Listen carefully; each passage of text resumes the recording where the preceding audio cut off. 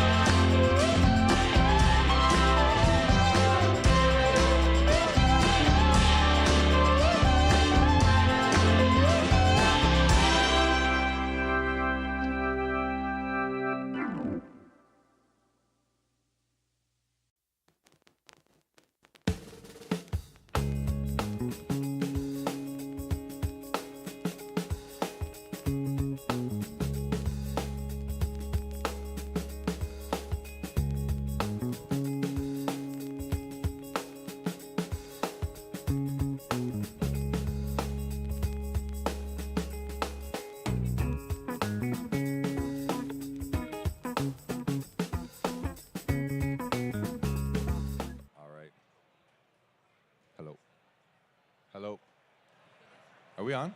We're on. All right, everybody. Welcome to the Sport Card Expo, spring edition here in Toronto. It's a great way to end off the weekend here, sitting on the stage with Mark Giordano. Mark, welcome to the Sports Card Expo. My name is Jeremy Lee. I live in Calgary, so I had the pleasure of being I am still a Flames fan, but I'm rooting for the Leafs, guys. I'm rooting for the Leafs in the East. But I had the pleasure of watching Mark play several times. I'm the host of Sports Cards Live. It's a YouTube show, a podcast. Check it out if you'd like. But we're here to have a little chat with Mark. So, Mark, first thing I want to mention is, I have to tell you, we miss you in Calgary. It was great having you there for so long, and you were the perfect player to wear the captaincy after Jerome McGinley wore it in Calgary for so long. But you went through an interesting journey. You came up undrafted, made your own way, won a Norris Trophy, became the captain. When did you first realize and feel like I made it, I belong here in the NHL? Oh, God. I mean, for me, just to play that first game, I think, my whole life I was, never drafted, like you said. So I was never the best player on my team or anything like that. So I think that moment of getting called up on a Monday night and playing in St. Louis, it was like to get in that first NHL game felt really special for me. Right on. I can only imagine we often like to celebrate players' debuts in the professional leagues, and nowadays with sports cards, and this is the Sports Card Show, companies are making special patches to put on players' jerseys and things like that. It's pretty cool. You were a veteran presence in some really young locker rooms. I'm curious what you observed. What's one thing that young players today approach differently than you did when you were younger, coming up in the league in dressing rooms? Oh, God, it's for sure it's the way they train and the way they treat their bodies, and nutrition is another one. I think the young players coming in, it was funny, like you used to have to like learn the pro game and nutrition. With that comes nutrition, lifting weights a certain way, training a certain way. Now all the young players are ready. When they come into the NHL, they're well informed. They have their own trainers. They have their own nutritionists already. That's the biggest difference in the game, and that's why you see so many young players becoming superstars at a young age. Yeah, they certainly do. How do you think? We often have conversations. We like to compare players of different eras. How would Gordie Howe play today? How would Wayne Gretzky play back in the day? Those sorts of things. How do you look at that? Do you think guys like, and I don't like guys like Jerry Cheevers and Gump Worsley, would those guys be successful in today's NHL?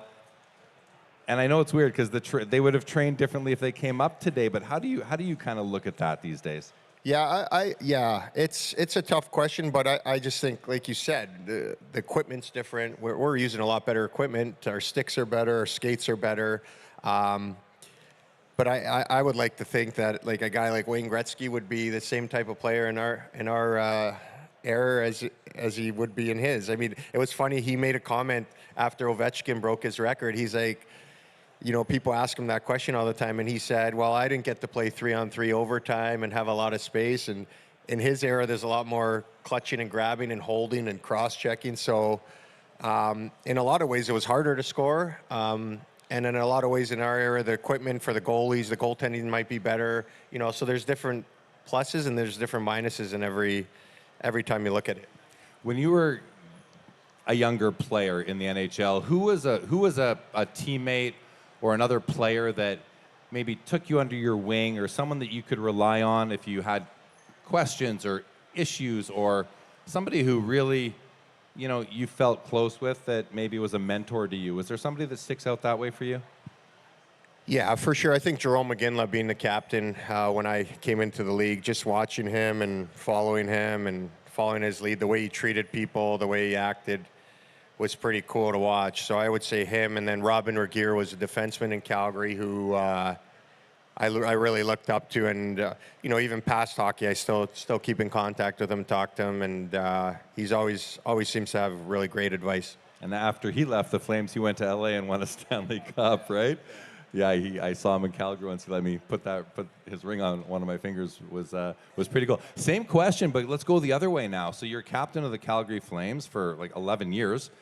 What players came in that you mentored and were there for them to lean on and help them along their way as they were, you know, learning the men's league, the man's league?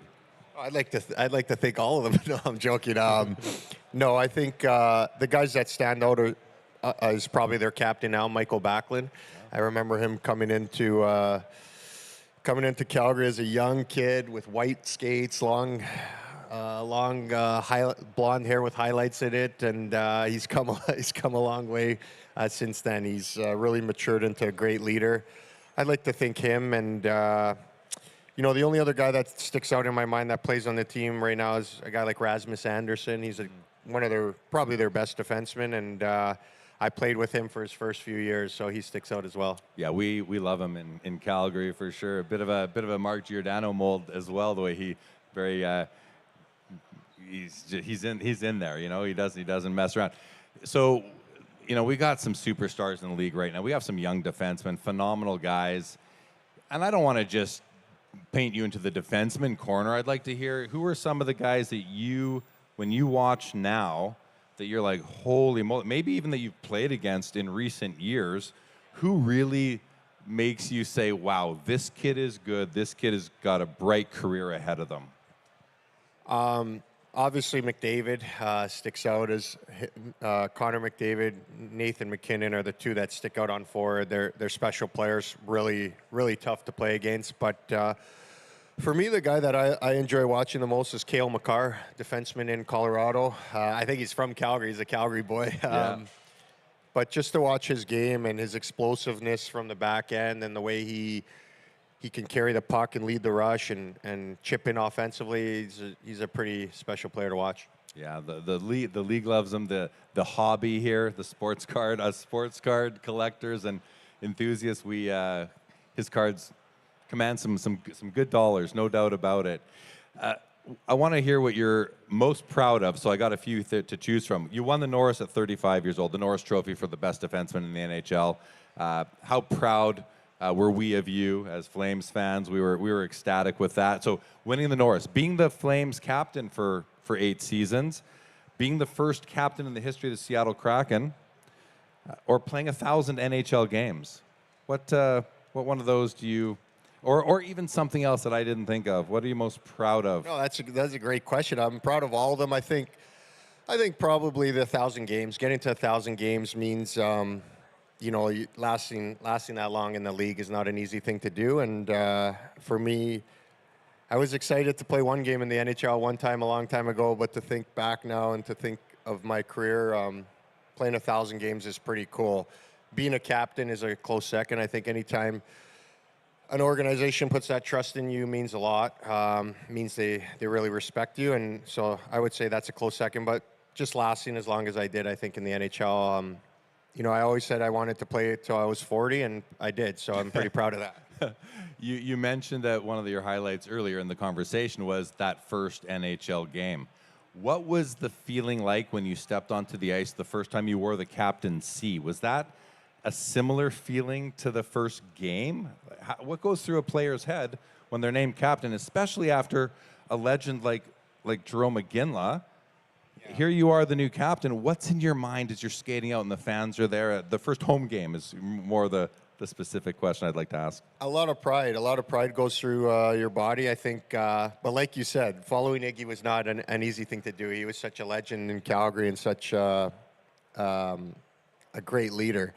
But it almost made it easier in a sense because you know you're never going to fill those shoes, Jarome Iginla. So, no, I took a lot of pride in it, but it was a pretty special, cool moment. You know, the first time I wore the C in Calgary, and then again in Seattle, I think that was pretty cool for me too. I wasn't expecting that one just because of my contract status and all that, but you know, it's a lot of responsibility. But at the end of the day, there's a reason why they named you captain, and I think the most important thing for me was just to do the same things I was doing up until that point and not change. So that's what I tried to do. So what do you have? What's on the horizon for you now? Are you officially retired from the NHL? Unofficially, officially, I'm not going to play again, but I haven't officially announced it. But yeah, I'm retired. No, I'm doing some stuff in the city, a little bit with TSN here and there, and running a little hockey school of my own, which I'm really enjoying. So staying busy, but it's also nice to have some downtime and be able to hang out with friends and family. Yeah, you've been playing hockey for quite some time, so wish you the best as we move forward. Last question I'm going to ask you here, and I want to thank everybody for coming out and taking this in with us here at the Expo. Tom Brady, obviously a legend. Well, he recently opened up or put his name on a bunch of sports card stores in the United States, and I'm curious. We're as hobbyists, and I've been active hobbyist for over 40 years. Mark, what is a professional athlete like yourself when you're sent cards to sign by a card company? When you see cards of yourself, and you know that there's a huge community here, 100,000 people, well, something like that. We'll walk through here this weekend. What do you think of the sports card hobby? Do you collect any cards yourself? Did you as a kid? If you could, a whole bunch of questions here, so take the ones you want, but if you were to collect a player now for yourself, other than yourself, or maybe a great teammate or an idol of yours from the past, who would you like to collect right now if you could? So lots there. What do you think of this hobby? It's cool, man. Growing up, I had binders of cards. I always collected. I stacked my cards. I had them stacked by team, which team the players played on. My favorite card I ever got was a Wayne Gretzky rookie card signed by Wayne Gretzky, so that was pretty special. But that was a pretty cool feeling when the first time I saw my own card. That was pretty cool. So I'm a big time. I'm big time into the sports, the hobby of collecting cards for sure. Nowadays, oh God, which athlete would I want? I'll stick with hockey. I'd like to get an Ovechkin or Crosby, one of their milestones, or maybe an Ovechkin card from when he broke the record signed or something like that would be pretty cool. But the hobby's cool. I think watching my kids now, it's funny. They've sort of turned into the Pokemon card collectors instead of the sports, but that's pretty cool too. So I think it's fun, right? It's a hobby. It's something to do. It's something to keep track of, and I enjoyed it growing up. I knew you were going to say Pokemon as soon as you mentioned your kids. That's the way it's going.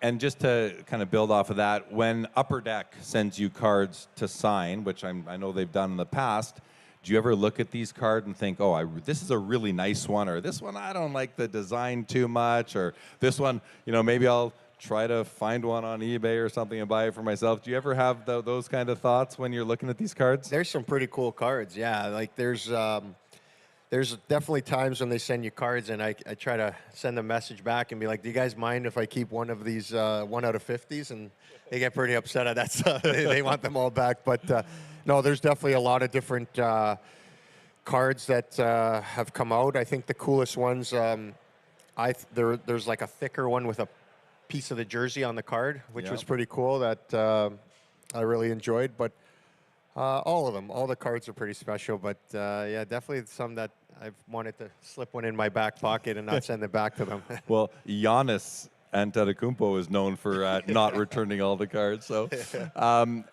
last question that I just thought of: what player before your time did you maybe model your game after, or inspired you, or were you just a big fan of when you were growing up as a kid? Well, it's pretty cool that I got to play against him. Nick Lidstrom in Detroit was my favorite player to watch growing up. I think just his demeanor, being calm on the ice and playing with such poise, I think was amazing to watch growing up. And that's why I picked number 5 in Calgary, was because he wore number 5. I tried to model my game after his. He was a lot calmer and a lot better of a player than me, but I just loved watching him play and watching his demeanor on and off the ice. Yeah, it's a great answer. Okay, I think we have time for one more question, which is other sports like basketball, football, baseball. Who are some of your favorite athletes from those other sports that you have enjoyed watching throughout your lifetime? Oh, that's a great question. I grew up in tennis. I watched a lot of tennis growing up. I think Roger Federer was one of my favorite athletes of all time to watch. Again, just an incredible, wins aside, just an incredible person. It seems like on and off the court, just respected by all. Other sports, football. I was a big Green Bay Packer fan. I watched Aaron Rodgers, Brett Favre were two of my favorite quarterbacks growing up. Golf. I grew up in the Tiger Woods era, so how can you not watch Tiger Woods Yep. and be in awe of what he did, winning all those tournaments. And I also enjoy some UFC fighting. So John Jones, Conor McGregor, guys like that. Pretty cool athletes to watch. So I'd like to say I grew up in I'm blessed to grow up in the era I did because of those top athletes that I got to watch. Right on. Good stuff. All right. Well, listen, this has been a pleasure for me as a Flames fan, but are you a Leafs fan now? You must. What can you answer this question? I definitely have a lot of friends on the Leafs, have a lot of friends on the Flames, so I'll split down the middle both. Throw a little bit of Seattle in there too. I'd like to see all of them win, but let's see. It's hard being on the other side of it too, right? Being a fan and watching, and not playing anymore. But I definitely pay attention for sure. Well, the Leafs are still in it, so you're a fan. Listen, I am a Flames fan myself, but I have so many Leaf fan friends, so I'm hoping for the Leafs as well. And plus, the Flames are out of it, so this year. So anyway, Mark, thanks so much. It's been a pleasure sitting with you. Thanks everybody for joining us, guys. Mark Giordano. Thanks for having me.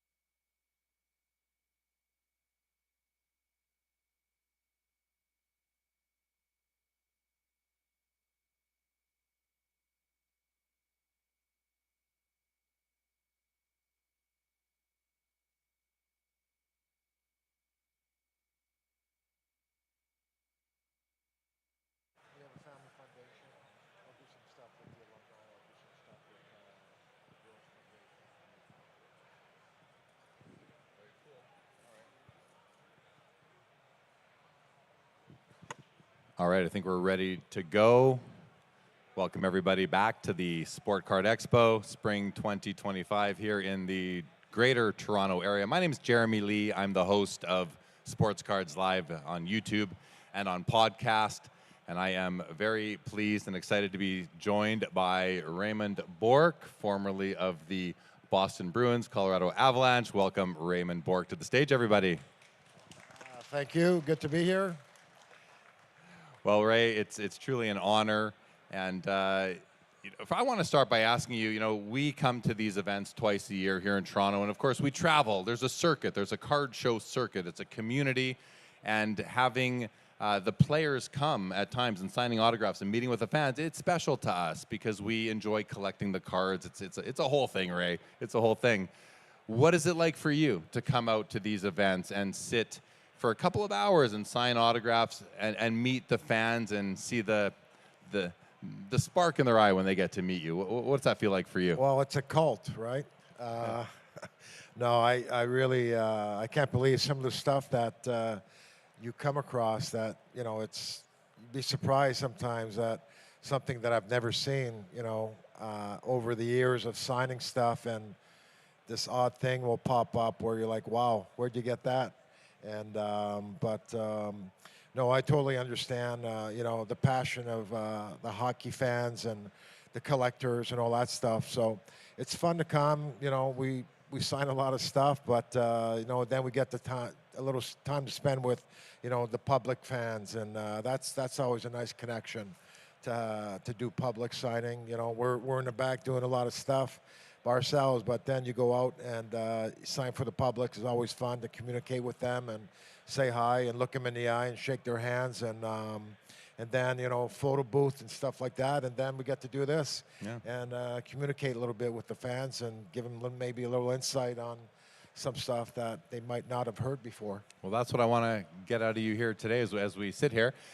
You get sent cards from card companies like Upper Deck, and I know I've owned cards of yours with your signature on them, and pieces of jerseys and patches from Bruins logos, Avalanche.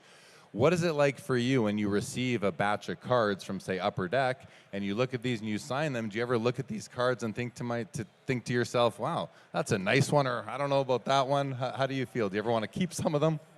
No, those are some of the stuff that you never see, and there's a lot of us, I think, that have deals with Upper Deck, and maybe 3 times a year we receive a big box of these special cards that might have a piece of my stick or piece of my jersey or a puck, all kinds of different cards that are really cool that the normal fan doesn't have or can't get or really hard to get. I don't even know how people get those cards. I don't know what they do with them, but I know they're pretty cool to sign. Yeah, it's great to hear that you're entertained by them, because we as collectors, hobbyists, we certainly are, and it's nice to know How that do you get them? Well, you buy packs at several of the vendors here, or at a card shop, wherever you live, or you can order them online from various places. You buy singles on eBay and other marketplaces, and you pay the price. You win the auction. The cards come. You enjoy them, and eventually you just put them away in your collection. Because they're not normal cards. They're not like they use when in 1980-81 your rookie card came out in Canada on January 1st, 1981. That's when Canadians could buy your O-Pee-Chee rookie card, because O-Pee-Chee every year released it on January 1st. So your rookie card came out. It's the 1980 set is a wonderful set. Often the cards came out in poor condition many times. That's besides the point. When you first saw your rookie card, what did you think? Can you picture it in your head right now? How well do you know that card? Well, I just remember as a kid, buying cards for the gum that was inside. And then you'd be playing, you'd be trading with your friends, or you'd be playing, the flips and trying to knock these cards down to try to collect other ones that you didn't have. So as a kid, I remember growing up, and you just think that maybe I should not be doing that. I really wasn't collecting, but to know that, buying cards maybe in the late 60s or early 70s, and some of those great Montreal teams or some of the great players that were playing back then, to know what maybe some of those cards are worth today, maybe I wouldn't have been playing with them, but that was the fun of it. But when I saw my rookie card, it was just cool, because I remember buying them as a kid, and now now people are buying your card or getting your card if they're lucky in one of those packs. So, but again, you kind of a lot of stuff that happens once you make the NHL. You can't really believe that you're here and you're doing it and you've made it. So it was always a dream of mine to play in the NHL. I grew up in Montreal, pretty spoiled growing up there, watching the Canadians win cups and going to parades and all that kind of stuff. So, kind of know that you made it once you have that rookie card, and then many more to come after that. Pretty cool. Yeah, you can your rookie card in gem mint condition, graded by the industry leaders, can sell for over $10,000, which is pretty cool. Bob Orr, legendary defenseman, also for the Boston Bruins. You mentioned watching some of these great teams and players. We as the hobby collect these wonderful defensemen. You're obviously an all-time top defenseman. When you watch the game today, who sticks out to you as being some of the best defensemen that you think are going to have long, successful careers? And I don't want to rip out the easy answer here being Cale Makar, but if you could say someone other than Cale Makar, because that's who I know, right? Who else? Why say something else than somebody else than Makar? He's phenomenal. He's amazing. But Quentin Hughes in Vancouver, that's an amazing special player. I can't believe what Hudson did in Montreal as a rookie and that size, and tying Larry Murphy's assist record, I think, or breaking it, maybe? or Chelios, getting all those points. Special players, but Makar, Hughes, is it Wierzynski and Werenski and Columbus? Werenski in Columbus, Zach Werenski. He's finally stayed healthy, all year to really allow himself to have possibly a Norris Trophy season for him. So you got the veterans and Tampa with Hedman. He's always in the mix. He's an amazing player, tough to play against. So those core guys are pretty special to watch. Who was the best defenseman that you played against in the 80s, 90s? Brian Leach, Paul Coffey, Kevin Stevens. Those guys, or Al McInnes. These were, or Lindstrom in Detroit was an amazing player. All those guys that were kind of competing for the Norris trophies pretty much every year. So, there's a lot of good ones out there. You played over 1,500 games in NHL, lots of teammates, lots of experiences. Is there a moment that still to this day sticks out with you? Maybe an experience with a teammate that kind of you think about it and it just makes you laugh that we as fans and the public are not privy to? Yeah, there's lots of them. I mean, what you miss most is acting like a 15-year-old, every day. You're playing a game for a living. It's business and it's serious, but the fun that we have as a group is pretty crazy. Some special dinners that we have, rookie meals. I remember, in Tampa, and when you have team meals as a team, you got to be careful while you're eating because there's always somebody that's going to get shoe check, and that's like when you have these really nice shoes on and somebody's under the table putting all this crap on your shoes, and then everybody kind of clacks the glass, and you know that somebody got it. That you kind of look at your shoes and you're hoping it's not you. So we're having a rookie meal one night in Tampa. After a while, the rookies were making really good money coming into the league. So no, we never initiated guys in Boston, but the rookie meal started, and that was kind of their initiation into the league. And the rookies hoped that they had 2 or 3 or 4 of them on the team because these meals could go anywhere from $10,000 to $20,000. So, but you knew somebody was going to get it that night. And the veteran that I sat in the corner, and I had a little shelf behind my seat, and I had these really nice shoes with tassels on them, so I took them off. I put them up on the counter, thinking they can't get to them, right? And so we order, the food starts coming out, and this lobster tail comes out in my shoe, and the tassels is cut. So, and I was captain, and I was like, I stand up, I'm like, you messed around with the wrong guy, and whoever that was, you are dead. So then I'm sitting with Adam Oates, Cam Neely, Don Sweeney, and a table of veterans, and Adam Oates says, Ray, I'm going to find out. So he comes back, and he says, it's Cal McLaren, a rookie. So I'm like, oh, my God, really? So he's got this beautiful leather jacket on his chair, and he goes to the bathroom. I grab his leather jacket. I go into the kitchen, and I tell the chef to kind of slice both sleeves. Now it's a vest. I put it back on his chair. He comes back. He's all pissed, and he's upset. I'm like, I told you, you messed around with the wrong guy. It wasn't Kyle. It was Adam Oates. So So all that kind of stuff, that happens, or tricks, on trading days, you kind of get somebody that, hey, Harry's on the phone, in the trainer's office, and he picks up the phone, and there's Vaseline all over the phone. He gets that, all stupid stuff like that. So. Yeah. When you're playing with a lot of players. Not all the players get the spotlight, but was there ever a guy in the locker room with you, and you knew he was the real deal, but he wasn't really ever appreciated or as well known to the public as somebody who, listen, this is somebody you might want to watch out for?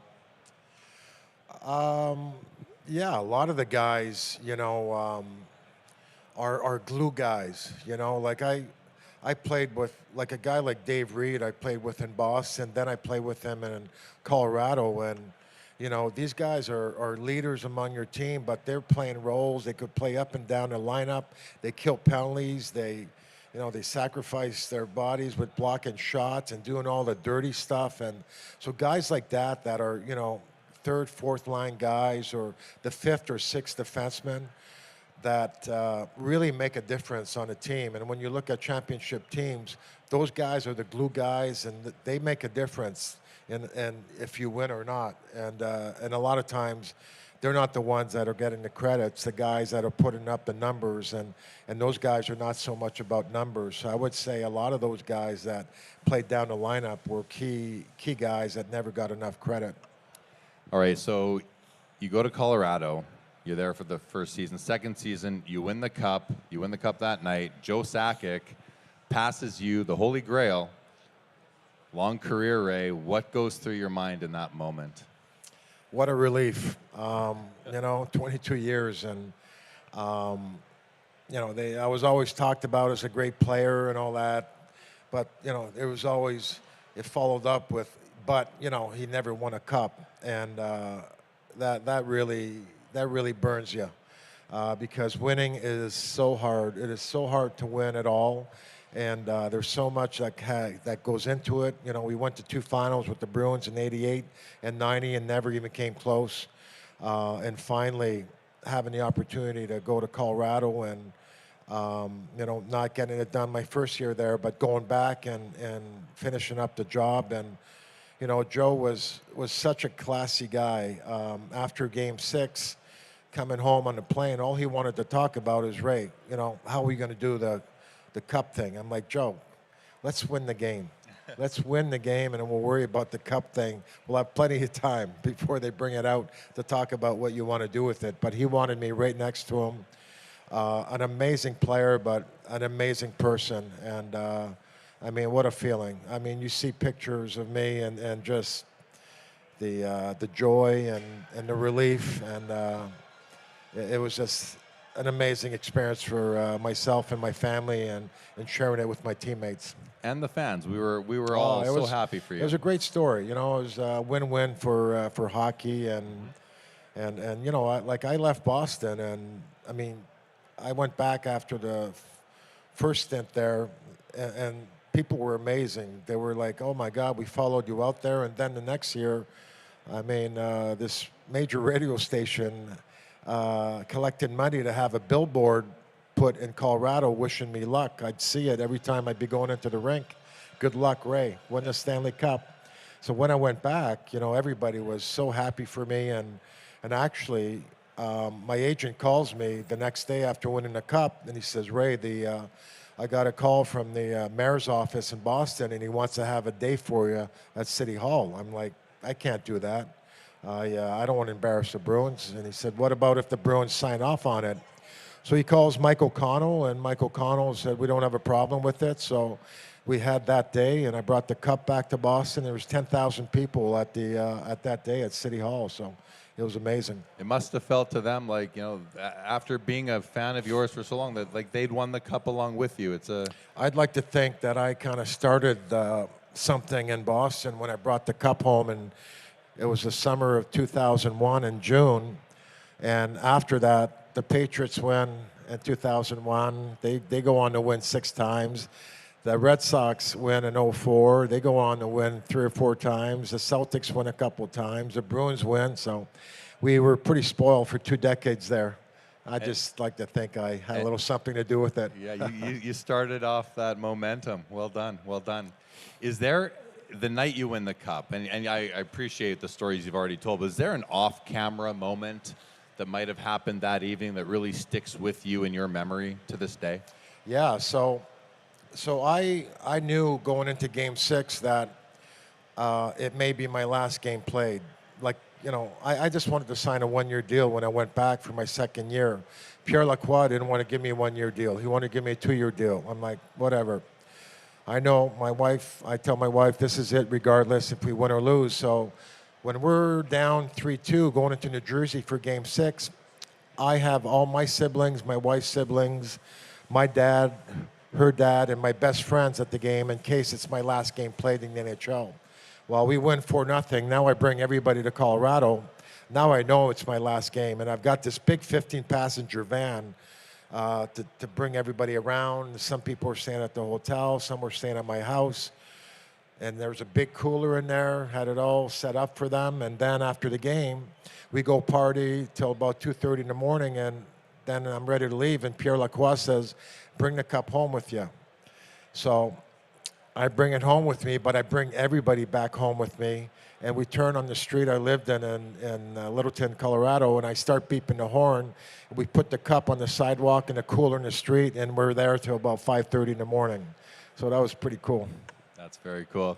We can only imagine being a part of something like that, Ray. It's unbelievable. Now, many years have passed since you've won the cup, and you mentioned earlier that it was relief What does it mean to you now if you look back over your Hall of Fame career? You know, listen, I think we, the public, consider you a top 5 defenseman of all time. You just a wonderful career, well respected. And then, you know, I think back, I read the story about when you switched numbers because Phil Esposito's number was retired in Boston, so you could no longer wear 7. You took off you took off the jersey you were wearing, and underneath had 77. Just to wrap this up, because you got to get back there right away here, Ray. What was it like to bestow that honor and respect upon someone who came before you, like Phil Esposito? Well, I wore number 29 in training camp, and I had a great camp, and I was, you know, going to start first game in Boston, and I come into the room, and number 7's there with my name on it. I knew Phil Esposito wore that number. So, you know, the story goes that Phil and Harry Sinden really, after they traded Phil to New York, they really did not get along, and they were pissed at each other. So for that reason, I think he gave me the number 7, and I wore it. I mean, you know, I didn't say much when I was a rookie. And then Bobby Schmatz comes up to me and says, if you hear any hecklers, don't worry about it. Just play your game. So, you know, I had an amazing start to my career, Rookie of the Year, first team All-Star. Never heard anything about it other than the press asking me, what do you think about Phil Esposito's number being retired? I said, he's a legend. He did amazing things here, won 2 cups, of course. I said, they gave me that number. I'm like, you know, I'm wearing it, but that's not up to me. And then they decide to retire it December 3rd, 1987. And it's kind of weird because nothing was said about what was going to happen with the jersey till 1 o'clock that afternoon. Terry Riley was coaching us, and he calls me before I'm about to go down for my nap, pregame nap, and he says, what do you think we should do with the number? I'm like,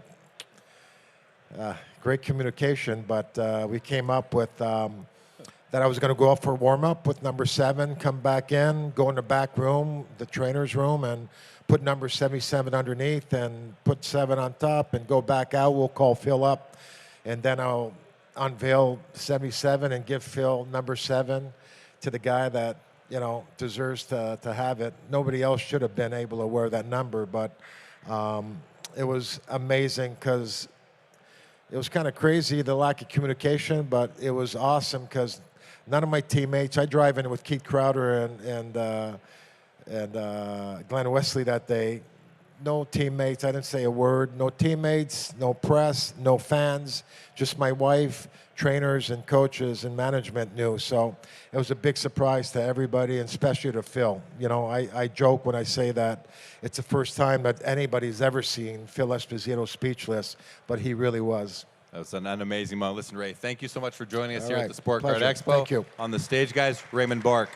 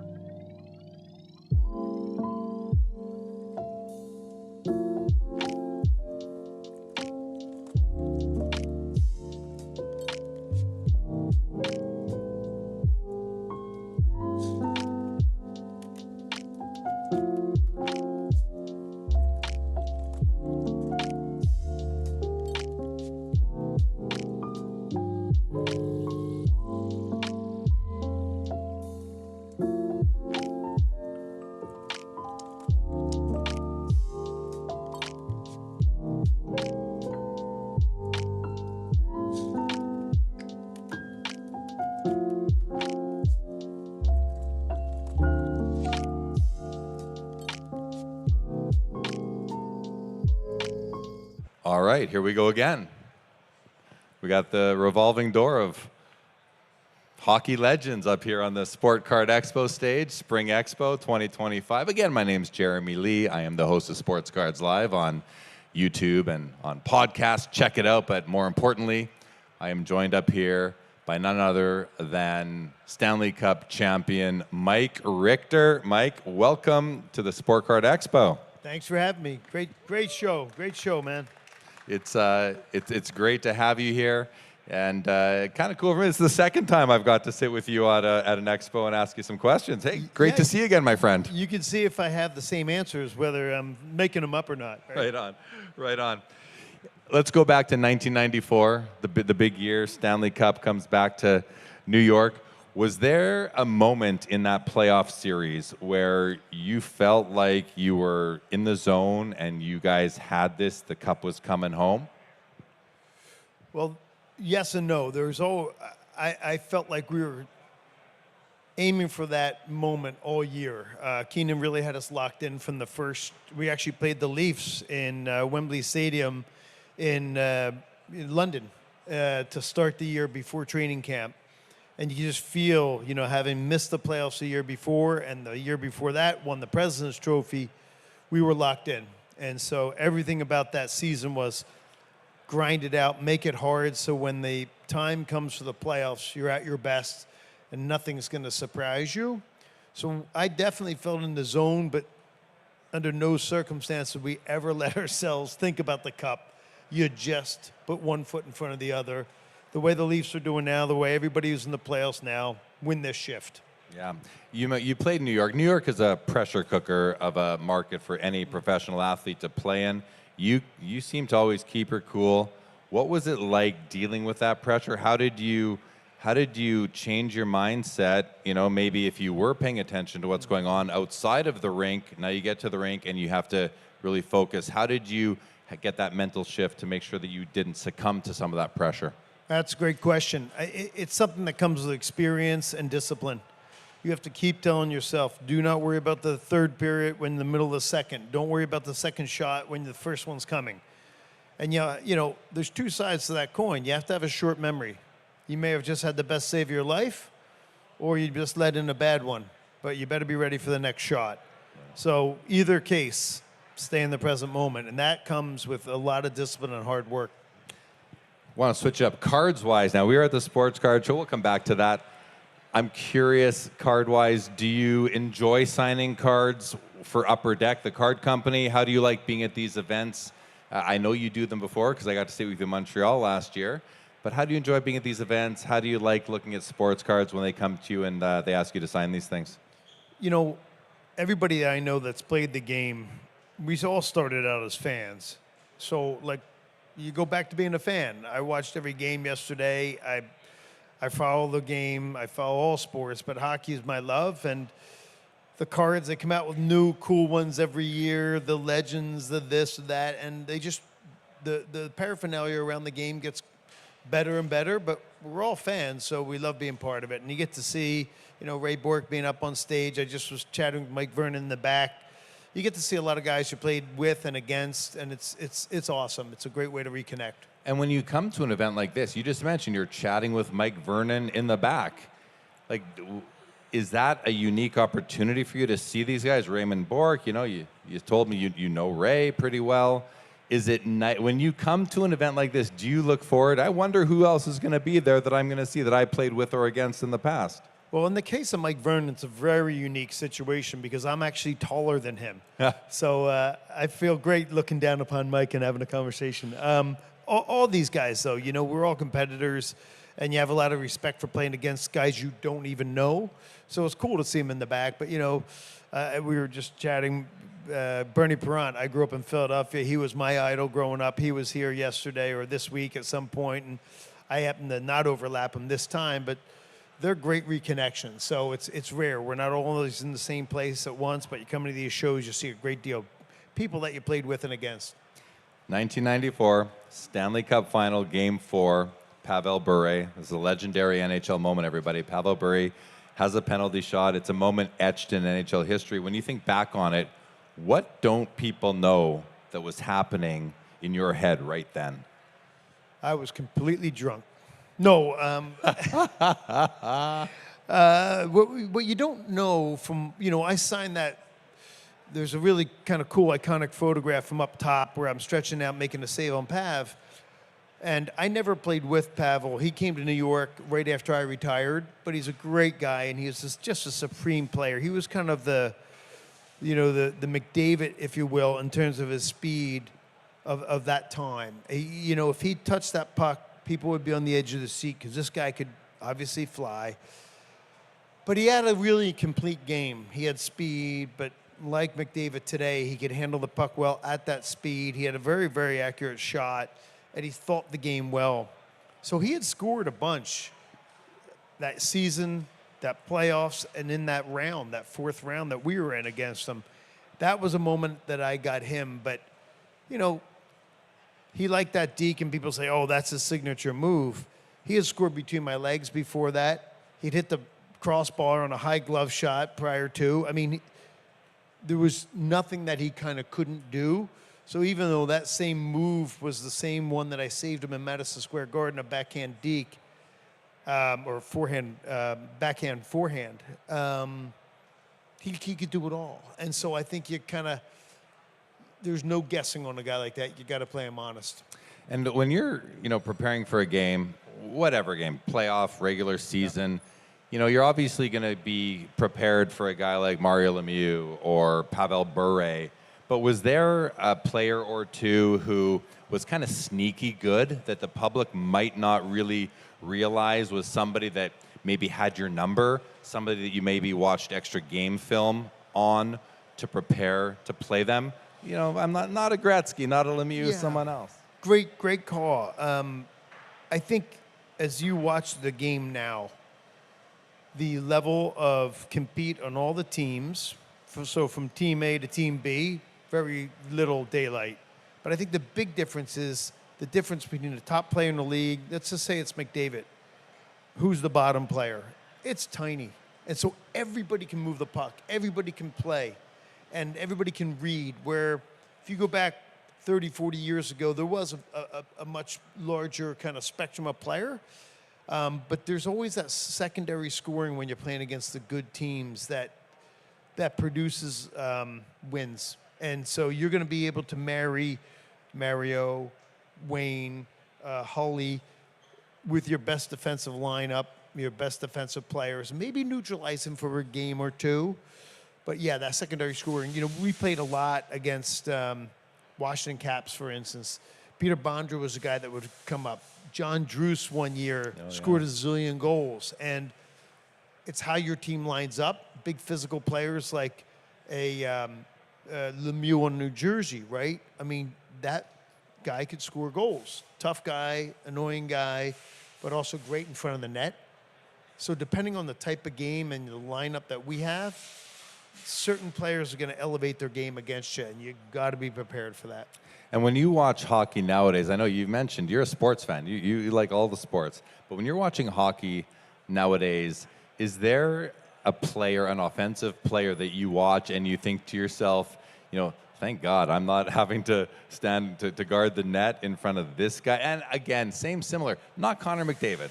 Someone who may surprise some of the people listening or watching to this.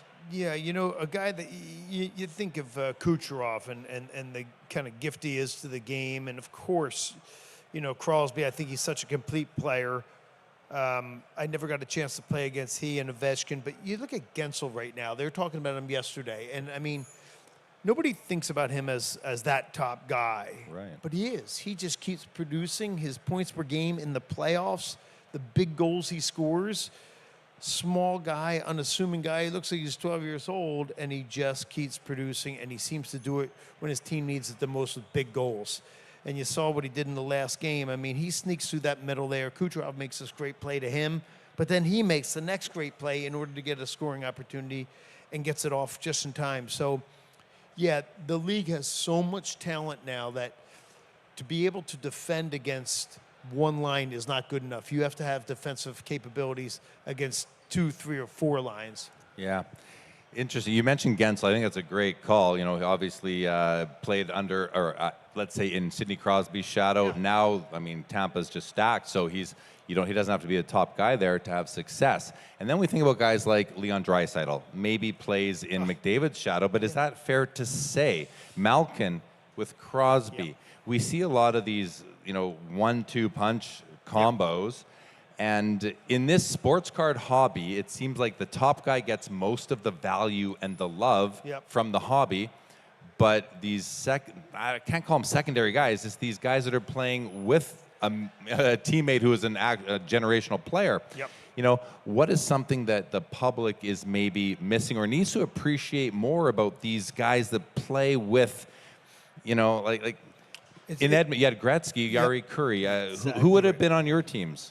Oh, man. I mean, obviously Mess was a great offensive talent. Adam Graves scored 54 goals that year, set the record for left wingers.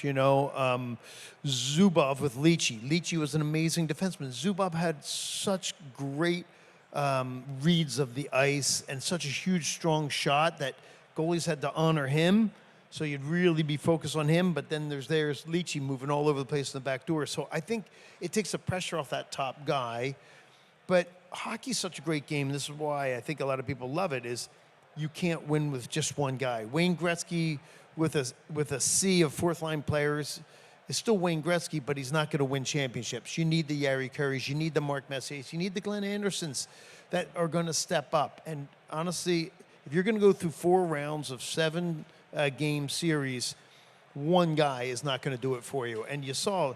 Think of the talent that Eric Lindros represented when he went to Philadelphia.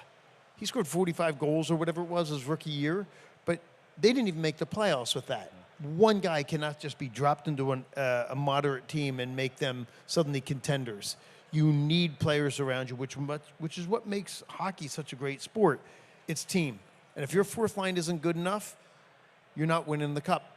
Yeah. You need every single player in that organization, and even the guys that aren't playing, to push the guys that are. So I think that's what makes this game so great.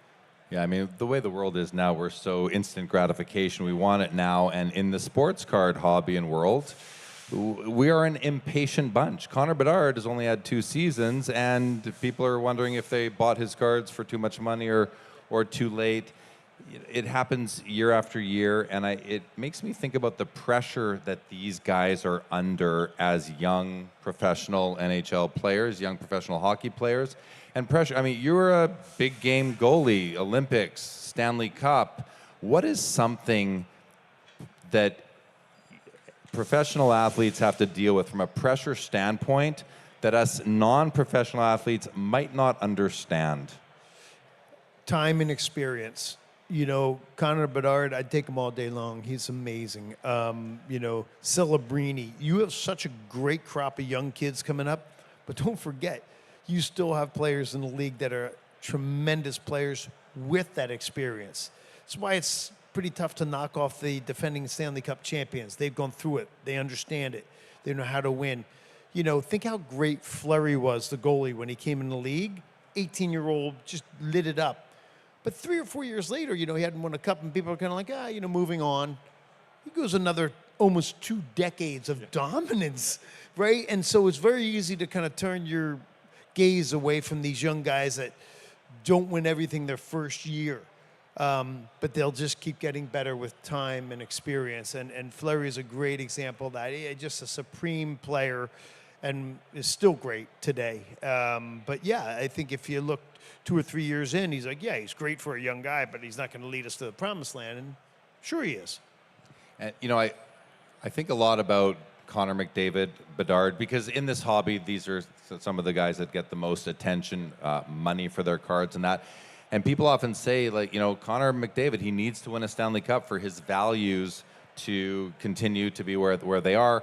And I often say, and Bedard even as well, it looks hopeless for them right now.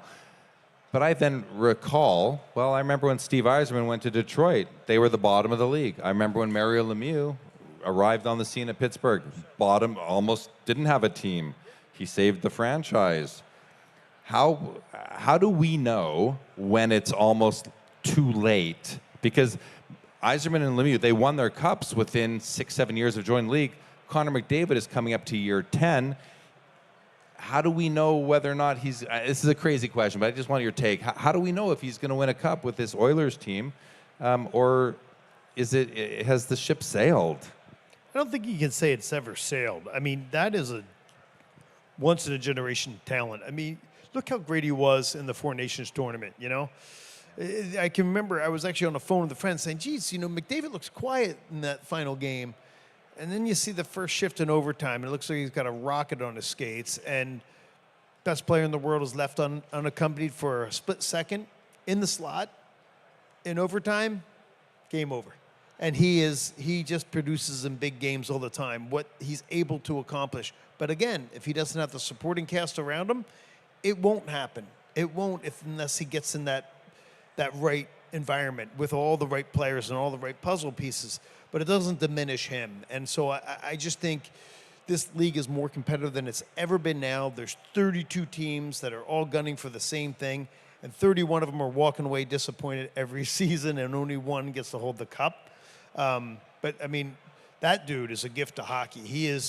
There's nobody that you could look at and just says, every time he's on the ice, something special can happen because he is that good. And he's playing against the best ever lace up their skates, and he's still 5 steps ahead of him, like Kenny Dryden was observing. He's a phenomena. So he gets every bit of time he needs.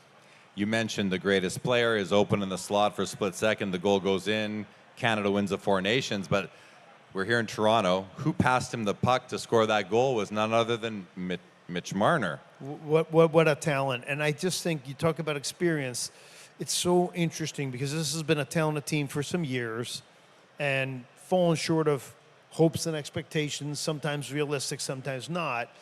But that experience is making them better players. You go two ways. You're either going to throw in the towel and say it ain't working, or you're going to keep your nose to the grindstone, and they have. And they are a dangerous team right now, man. That power play is ridiculous. They're getting great goaltending. They're well coached.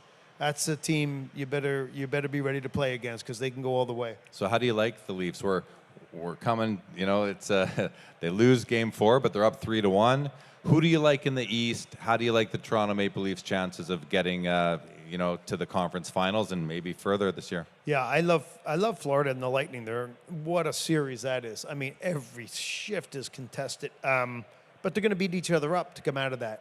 And this is, a nice grudge series too, the Leafs. But I would say Florida and the Leafs right now are looking so good. And the Leafs, they're going to lose games. You don't march through every series in 4 games. They're playing against a team that wants it every bit as much as they do. But the depth of this team and the discipline that they're showing, they can drop a game or two here and there. It's who wins 7, and this is a team I think you're capable of closing and marching on, and they'll keep getting momentum. We'll see how they go. But very unpredictable because of the level of, talent that you have in the league right now. On any given night, anybody can win. Doesn't matter that you're down 3-0. They've got pride. They're not going to roll over dead for you. The game, 2-2 game, how do you predict that?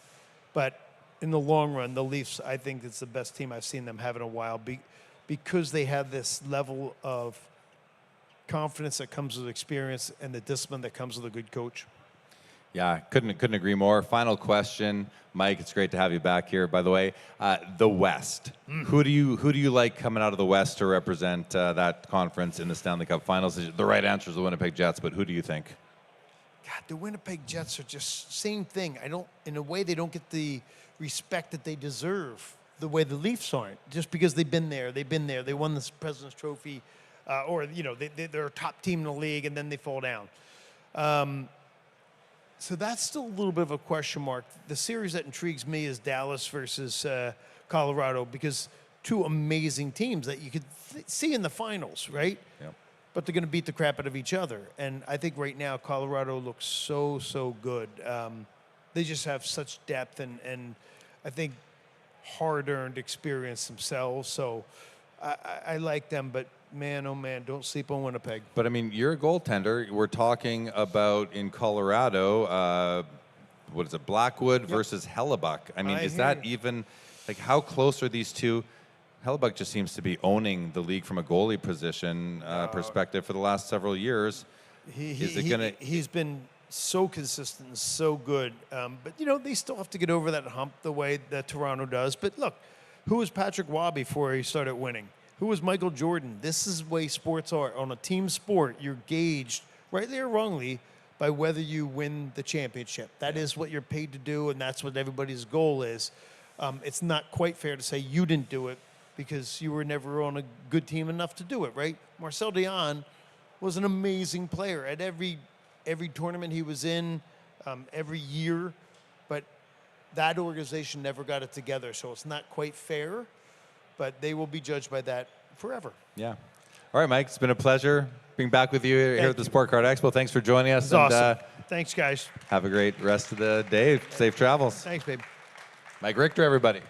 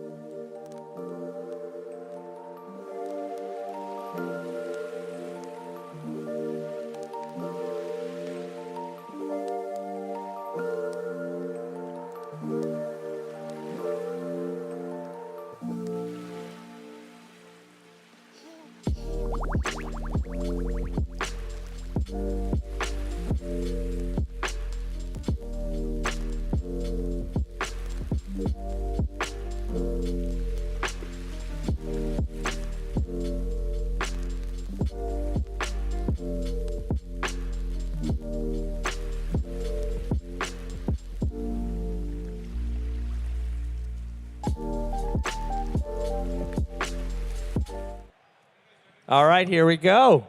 Welcome to the Sport Card Expo 2025 Spring Edition show review with Mikey Singer and my co-host, Jeremy Lee from Sports Card Live.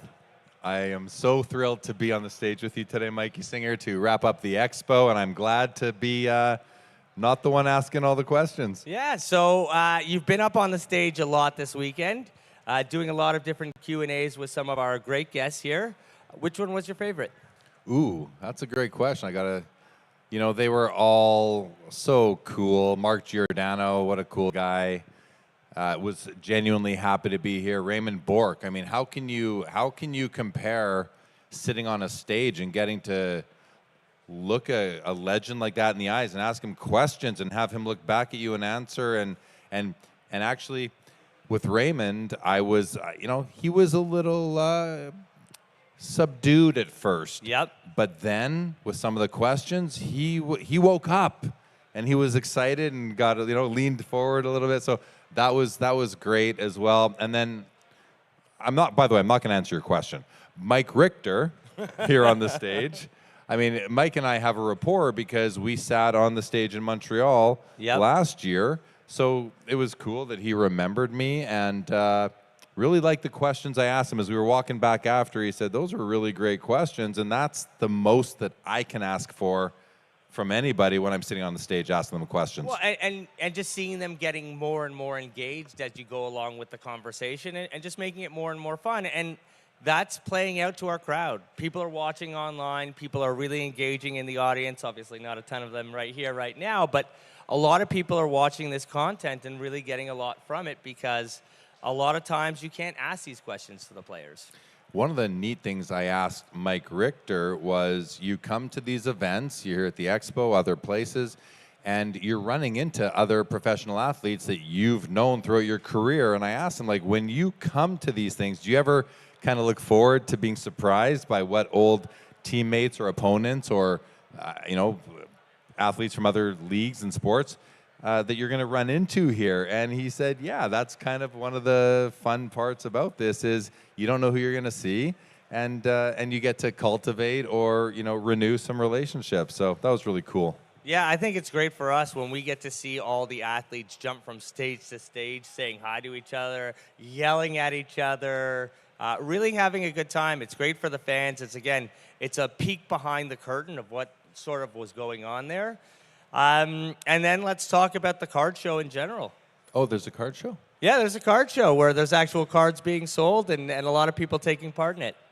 Yeah, I mean, this is this show just, I don't know, can it keep on getting better? Because it keeps on getting better. It can. And not only will it will keep getting better, and that's because we're doing more for it, and we're getting more endemic sponsors that are adding more to the show. So we've already got a great base of vendors who are out there selling everything from, vintage to modern to TCG. And then we're getting stuff, like I said, the endemic sponsors are coming in with great activations. Fanatics is back with a great booth. Whatnot is sponsoring this main stage, and they're there in a big way. Obviously, our presenting sponsor, eBay, is doing a lot to really bring a lot of great stuff to the show. Yeah, I mean, I've talked to several vendors out on the floor. Everybody is having a great show. I talked to one guy, a good buddy of mine. He said to me Thursday night was the single best day he's ever had as a vendor at a card show. And I thought that was really encouraging. These things kind of go in phases often, where there can be a run of a few shows where people aren't feeling as spendy, right? And we haven't had a show like that in a while. I can't remember the last time vendors weren't happy. No, and I think that's really, like, obviously the show, and the owner of this show puts a lot into it. You can see it by the stage and what we're doing right now to make it a better experience for all fans who are coming in, but also speaks to the industry as a whole. More and more people are getting into the industry. Obviously, prices have come down since the pandemic, but that doesn't mean people aren't buying. No, and it doesn't mean that people aren't selling. My understanding, this isn't just from the card from the Expo, this is from like online data that is captured by some data services, is that we're seeing more and more transactions right now than ever. However, they're maybe at lower average prices, but I'm so encouraged by that because it means more and more people can afford to buy the cards that they love, and I think that's a great sign for the hobby. It is, and another thing that I like to see is yesterday it was family central in here. Like if you looked around, there was a family everywhere, and that's really a sign of a strong, like a really strong hobby. When you have the younger generation coming through and really getting and taking part in it, it's a really special thing. No doubt. And let's also just talk a bit about the after parties, the extracurriculars, if you will. The card show is during the day, and everyone is, heads down, trying to find the cards that they want, on their hunts, manning their booths, working with doing the deals with the customers. And then there's always, every night, there's something to do. Thursday night, we had the social event at Arizona's. Friday night, we had the CSC VIP party. Saturday is the Mint Inc. trade night here in the International Center. What your takeaway as someone who's integral to running this show, Mikey? How did you feel the after parties went, and how are they really evolving now? They're great, and we talked about this just a couple nights ago and how important it is to have these events take place after the show because there's still such an appetite. And so literally every single night of the event, except for tonight when everyone wants to go home and to go to sleep, there is something for you to do after the event. So the VIP night was great. Your night has really grown. It's blown up. You can't even put it into the old venue anymore. You've had to move it into a larger space. The Saturday night trade night was absolutely massive last night. There was over 600 people in there. Wow. And it's really adding to the show. It's making it a full, all-encompassing weekend, and it's feeling more like a conference than just a trade show. Yeah, the new layout.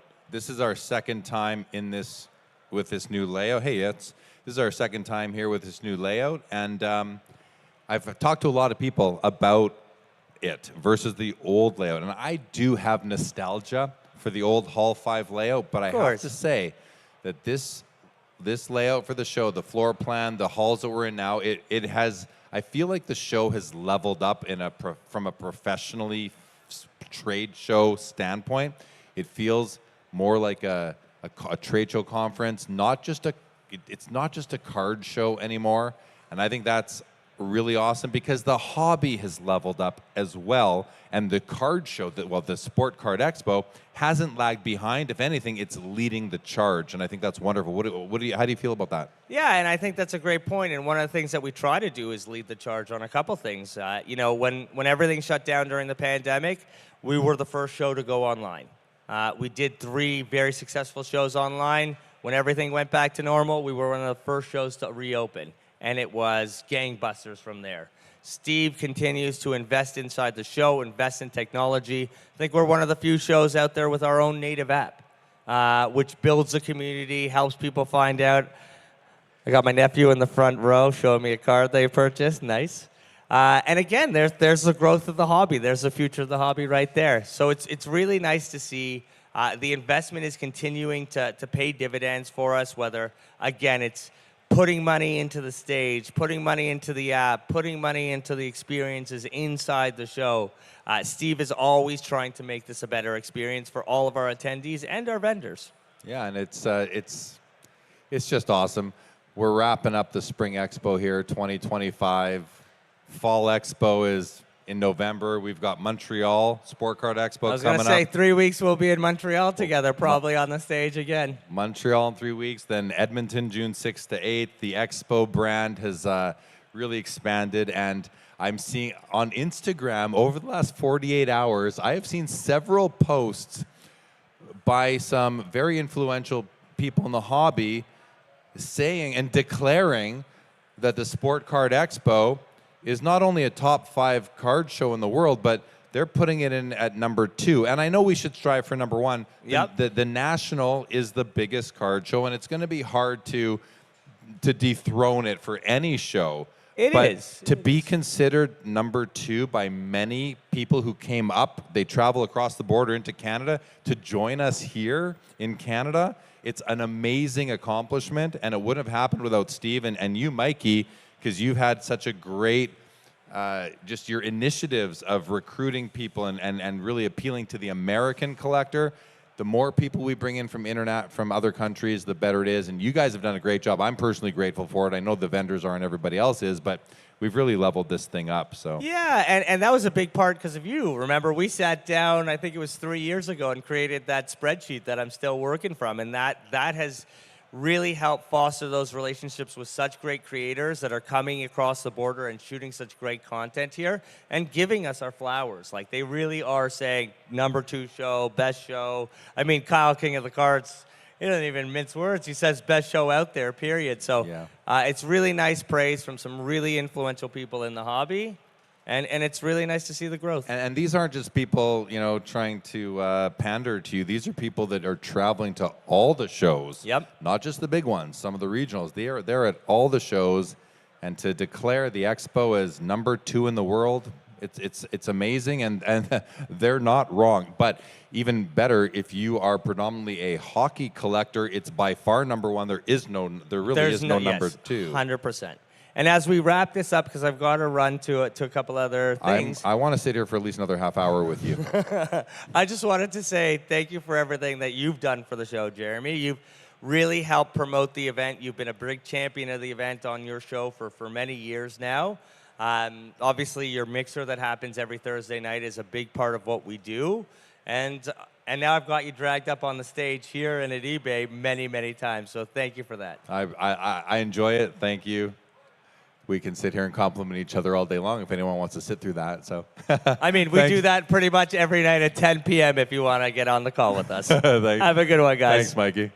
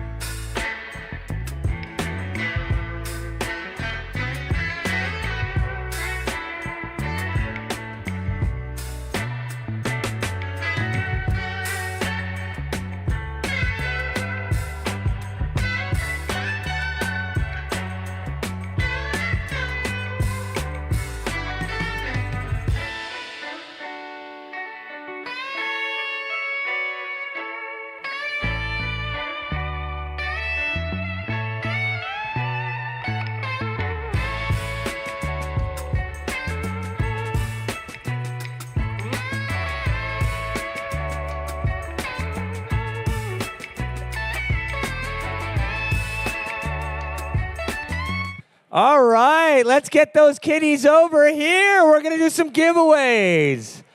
So come on down to the main stage. Like I said, if you're a kid and you're looking to have a good time, get on down to the main stage. We got the Whatnot Main Stage Kid Giveaway. So, raise your hand if you'd like to get on the stage. Raise your hand. You, on the stage. Let's go. Jamie Chadwick to the main stage. Jamie Chadwick to the main stage, please. All right, everyone get a seat, and if you can't get a seat, stand behind the seat. We're going to ask you some questions, and if you have a balloon, you're extra special already. All right.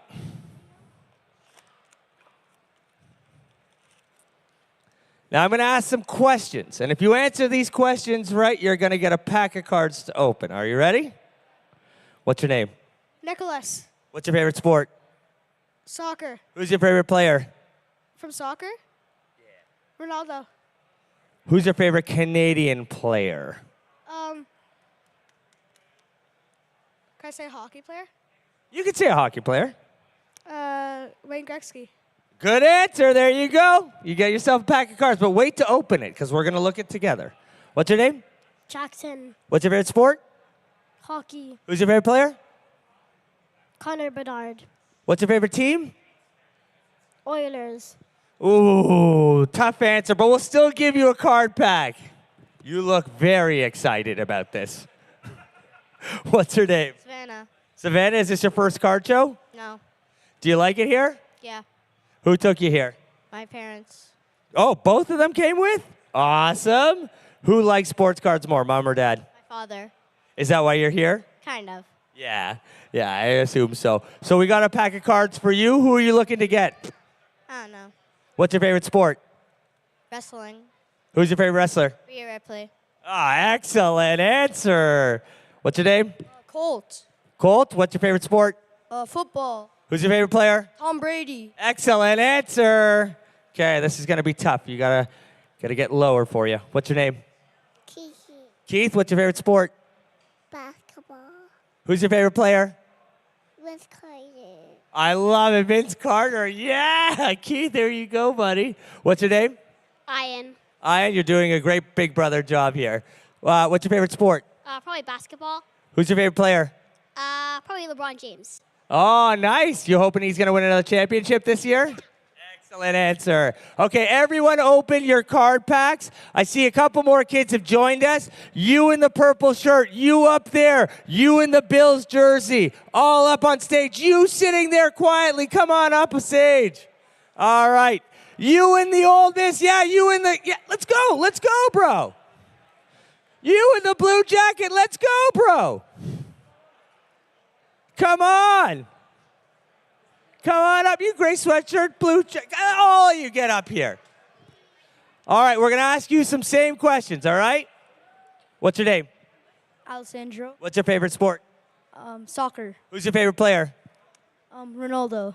Again, wrong answers. The answers we're looking for is Alfonso Davies or Christine St. Clair. What's your favorite sport? Soccer. What's your name? Kiana. What's your favorite player?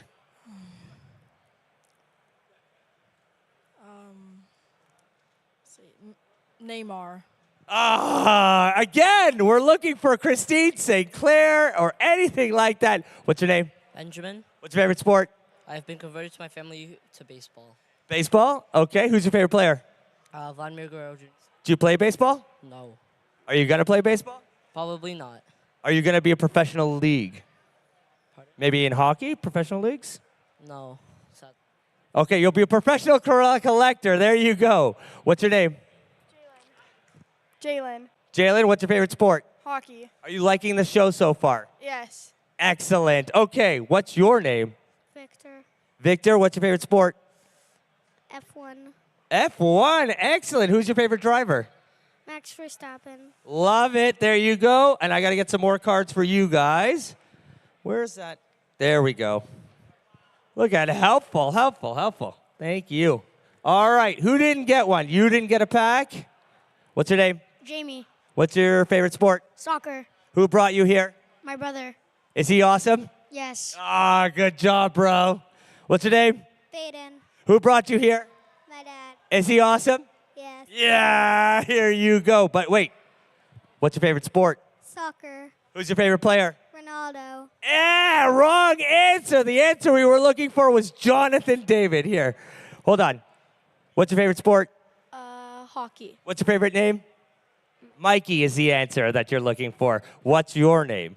Chelsea. Chelsea. What's your favorite sport? Hockey. And who's your favorite player? Bobby Orr. Excellent answer. We'll take that. You two in the back. Here, let them up on stage, guys. Let them up on stage. These are the last kids that are getting up because I have just enough packs for you four. One for you. One for you. Come on up. Come on up. One for you. Okay, now everyone, let's open our packs up. And what we're looking for is a young gun. You didn't get one? Me neither. You neither? There you go. There you go. There you go. Wait, don't go, Keith. Stay here, buddy. All right, everyone open their packs. I'm out. I will hook him up. Okay. Don't worry, buddy. I got you. Nice. Let's see it. Who is it? It's a young gun. And his name is Ilya Sikorsky. Great goalie. Keep that. Slab that. Get it. Let's see your best card. I haven't even opened my pack yet. And don't show it to me. Show it up to the camera. You see the cameras there, guys? Show them up to the camera. I got a American rookies. Yeah. Nice. Marquee rookies. Show that. Nice, nice, nice. Keith, show that. Yep. Give that. There you go. What's your favorite card? You're doing great. You'll help them. All right, what you get? I got Let's read this together. Darren Radish, young guy. Nice. Hold it up. I got Johnny. Johnny Gaudreau. Nice, nice, nice. And your favorite card? Anthony Busy, I think. I don't know. I can't even remember. Belliviere. It's a really tough one, so don't worry. You did pretty good on that. I can't open it. Savannah's still having trouble with the pack.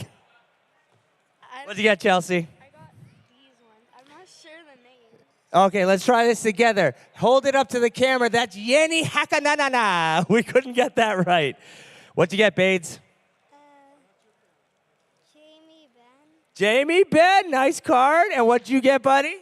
I don't know. Jamie doesn't know what he got. Hold it up to the thing. There you go. What'd you get, buddy? Roar Fogel, very nice. But there's many cards to this. Victor Hedman, what'd you get? A Dazzler? You're real close to the end of the stage. You're making me nervous. Get over here. What'd you get? Hold it up. Victor Swayman, Dazzler. What'd you get? Nice. Leo Draisaitl, another Dazzler. Shane Bowers. Michael Niven. Nice, nice. Okay, guys, thank you very much. Head off the stage. You stay right here. We're going to hook you up. Show everyone your cards, guys. Show your cards. All right, thank you, everyone, for joining me on the stage. Have a good one, guys.